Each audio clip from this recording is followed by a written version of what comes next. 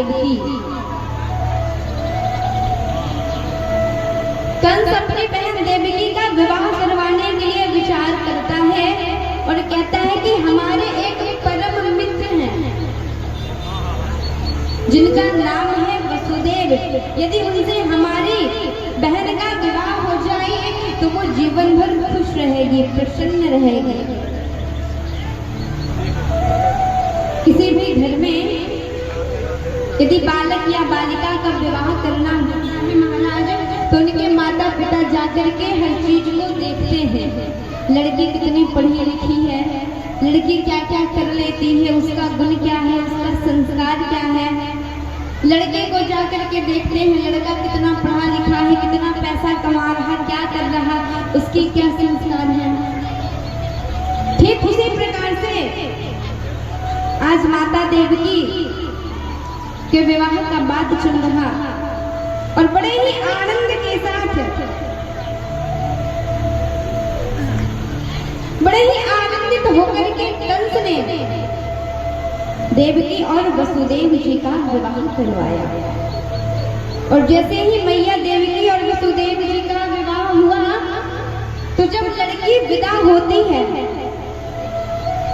ठीक उसी प्रकार से माता देवकी वसुदेव जी के साथ रथ में बैठ करके जाने लगी, तो कंस वहां पे जाकर के कहता है कि मैं अपनी बहन को ससुराल स्वयं लेकर के जाऊंगा। कंस उसे रथ पे बैठ गया, वसुदेव और देवकी को लेकर के जाने लगा। उसी समय आकाश मार्ग से आकाशवाणी होती है और आकाशवाणी ने क्या कहा? आकाशवाणी ने कहा कि अरे कंस, अरे दुष्ट प्राणी, तुम्हें जिस चीज का घमंड है, तुम्हें जिस चीज का अहंकार है, और तुम जितना प्रसन्न होकर के इस देवकी को लेकर के जा रहे हो, उसी का 8वां पुत्र तुम्हारी मृत्यु का कारण बनेगा। क्योंकि देवताओं को कोई बात पचती नहीं है, वो आकाशवाणी के माध्यम से कहती है। अब जैसे ही कंस ने ये सुना, कंस तो तिलमिला उठा, उसे क्रोध आ गया। वो तुरंत रथ से उतरा और नीचे उतर करके देवकी के बालों को पकड़ लिया महाराज, और कहता है कि यदि देवकी ही जीवित ना रहे तो फिर इसके संतान कहां से आएंगे। कंस कह रहा है कि मैं तुझे ही मार डालूंगा, यदि तू ही मर जाएगी तो तुम्हारे बच्चे ही नहीं होंगे, तुम्हारे संतान नहीं होंगे। तभी वहां पे वसुदेव जी दोनों हाथों को जोड़ करके कहते हैं कि ऐसा अनर्थ मत करो, ये आपकी बहन है, ये स्त्री है, इसे मत मारो। क्योंकि आकाशवाणी ने कहा है कि इसके 8वें पुत्र तुम्हारे मृत्यु के कारण बनेंगे। तो मैं आपसे वादा करता हूँ, मैं आपको वचन देता हूँ कि हमारे जैसे पुत्र होंगे, हमारे पुत्र का जन्म होगा, मैं एक एक पुत्र ला करके आपको दे दूंगा, आप हमारी पत्नी को छोड़ दीजिए। तभी कंस को थोड़ी दया आ जाती है। कंस कहता है ठीक है, वचन दिया है तो वसुदेव जी तो वचन के पक्के हैं। कंस कहता है कि मैं देवकी को छोड़ देता हूँ, लेकिन जैसे ही तुम्हारे बालक का जन्म हो, एक एक करके हमारे पास लाना, मैं सबको मार डालूंगा, क्योंकि तुम्हारे बच्चे यदि जीवित रहेंगे तो फिर मुझे मार डालेंगे। उसी समय वसुदेव जी और माता देवकी वहां से चली गई। अब कंस के मन में दया का भाव आया।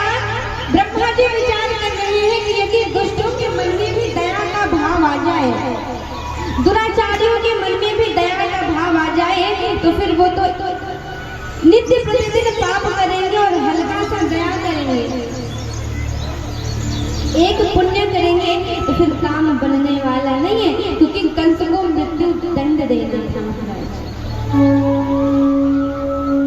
भगवान नारद जी को कंस के पास भेजते हैं। नारद जी ने जाकर के कहा कि अरे ऐसी क्या बात हो गई कि आपने देवकी और वसुदेव जी को छोड़ दिया। आकाशवाणी ने कहा था कि उनके 8वें पुत्र आपके मृत्यु के कारण बनेंगे। तभी कंस कहता है कि मुझे दया आ गई, वसुदेव जी ने मुझे वचन दिया है कि जैसे ही उनके पुत्रों का जन्म होगा वो मुझे ला करके दे देंगे। नारद जी कहते हैं कि वसुदेव जी ने कहा और आपने भरोसा कर लिया, क्या पता उनके बालक का जन्म हो और वो आपको ला करके ना दे और उनके पुत्र का जन्म हो और फिर जैसे आकाशवाणी ने कहा था उसी प्रकार आपकी मृत्यु हो जाए। कंस घबरा जाता है, नारद जी से कहता है कि आपने ठीक कहा। कंस देवकी और वसुदेव जी को कारागार में जाकर के बंद कर देता है। वसुदेव जी का पहला पुत्र, जैसे ही प्रथम बालक का जन्म हुआ, वसुदेव जी कंस के पास लेकर के गए और कहते हैं ये लीजिए हमारे पहला पुत्र। कंस बहुत ही क्रूरता के साथ, अधर्मता के साथ उस बालक का हत्या कर देता है। एक एक करके कंस ने वसुदेव और देवकी के 6 पुत्रों को मार डाला और जैसे ही 7वें पुत्र का जन्म होने वाला है महाराज, तो भगवान ने आधी रात के समय एक लीला की कि माता देवकी के गर्भ से उस गर्भ को रोहिणी के गर्भ में डलवा दिया।